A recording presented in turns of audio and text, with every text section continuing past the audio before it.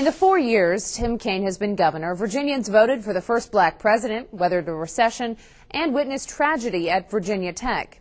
This week we sat down with Kaine at the Executive Mansion in Richmond to reflect on the highs and the lows of his time in office.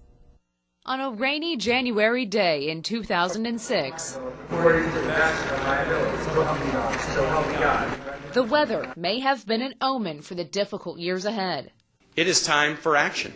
It's time for a new approach. Dreams of a prosperous term were short-lived. The first signs of recession appeared in March 2007. We got some information from, our tax department and some of our agencies that suggested that the housing market in Northern Virginia was starting to soften. A month later came April 16, 2007, what Kaine calls his worst day in office. I was in Japan for an economic development visit in Japan and India, but I had just landed when the shooting happened, and so we caught the next plane back home.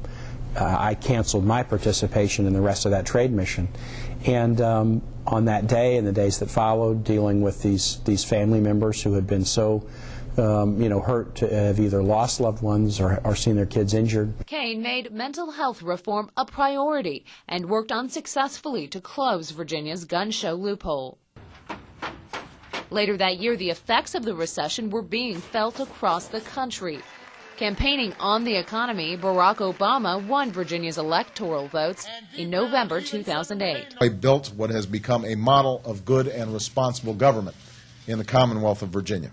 And it wasn't long before Obama called on his friend, Tim Kaine, for a job the governor says at first he tried to turn down. Why did you want to become chairman of the DNC at a time when Virginia was facing rising unemployment? We were in the middle of a recession and all of this. That sounds like a full-time job in and of itself. Oh, it is. It is. And that's why I'm so proud as I'm leaving the office to say that Virginia's unemployment rate's one of the lowest in America. But I think a lot of people would say to that, too, that you've been gone quite a few days out of the state, and you've given up some of the details of your schedule, that you've been gone several days of the week doing your work for the DNC, and that you haven't been... Also for the state. Look, as you know, you can do work by phone and by computer pretty easily, and I'm never any place where I'm not doing work for the state.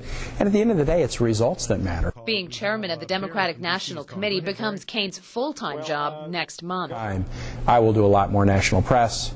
I'll be in a lot more places promoting the president, and there's so many races next year. Republicans won governor's races in New Jersey and at home in the fall of '09.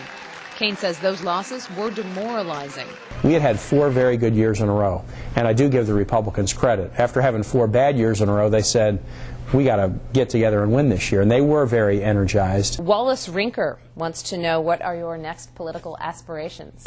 I don't really have any. When I was running for governor, somebody asked, well, do you want to run for something after you're governor? And I said, I think Virginia governor is as high as it gets. There's only one position that is higher than Virginia governor. It's president.